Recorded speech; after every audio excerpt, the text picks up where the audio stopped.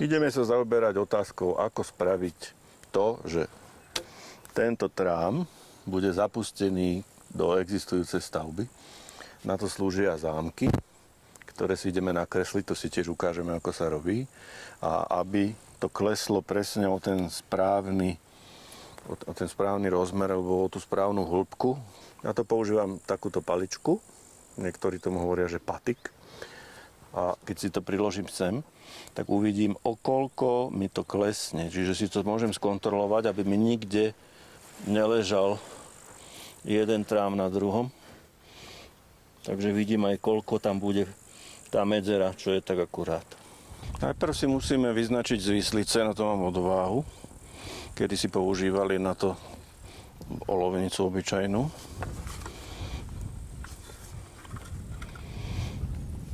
Bublinka je dobré.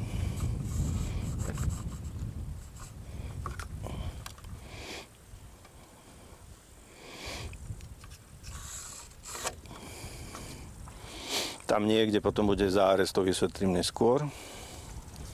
Potrebujem, aby mi táto stena pokračovala tu ďalej, tu bude potom zárez.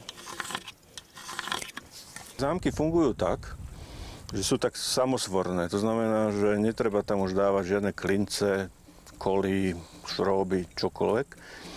To funguje ako rybinový spoj. A na jednom mieste je najnižší bod toho celého spoja. To si len musím určiť, že z ktorého zoberiem koľko materiálu. Ale určím, že najnižší bod celého toho spoja bude toto.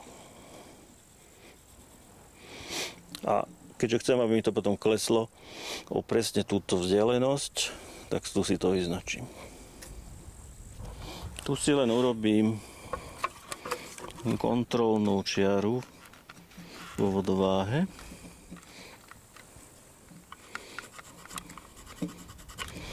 To bude tu.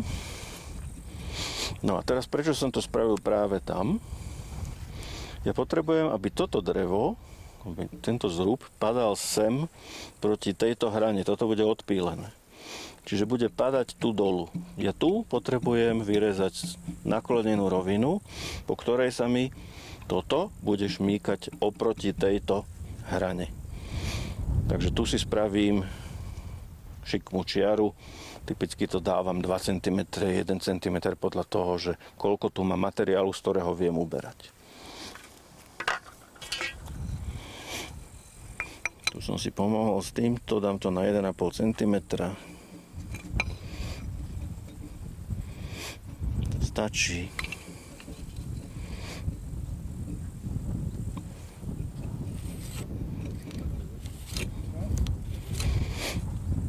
Tento materiál pôjde potom preč. A teraz si pomôžem s mojím patikom. To je logické, že keď mi toto má zapadať, tak presne na tú vzdialenosť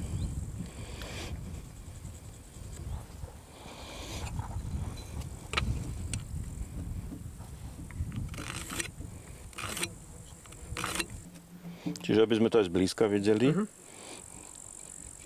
Od tohto bodu potrebujem sa dostať sem, tu som si to vyznačil. Tieto dva body musím spojiť. Toto vyrežem. Toto vyrežem.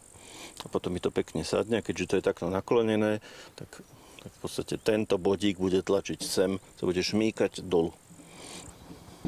Takže dostali sme sa sem. Toto bude odrezané. Tu si to tiež vyznačím. Opäť tradične si pomôžem pre kontrolu. Dalo by sa to robiť aj bez toho, ale my, čo sme začiatočníci, to potrebujeme robiť takto poctivo. Tak, tu mám pomocnú čiaru. A teraz to, čo potrebujeme, aby tento zrub sadol sem a aby podobne sa zakliesnil, čiže aby šmýkal sa tento koniec ako keby von, ale zasekne sa o túto hranu. Zas tam použijem osvedčený trik. 1,5 cm.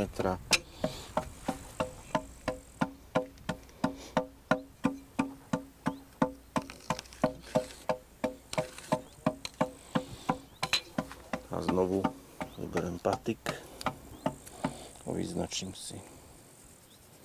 Tu som si zabudol urobiť zvislicu.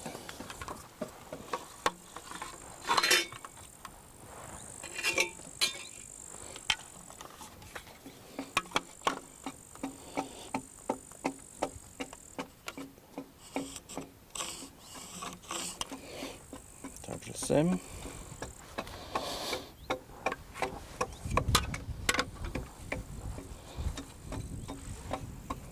Toto by mi malo stúpa. Takže toto pôjde preč. Odrežeme to, vysekáme a pekne tento bod sadne až sem, toto sa potopí až sem a bude to krásne zviazané bez akéhokoľvek lepidla, klinca, skrutky, to bude držať vlastnou váhou.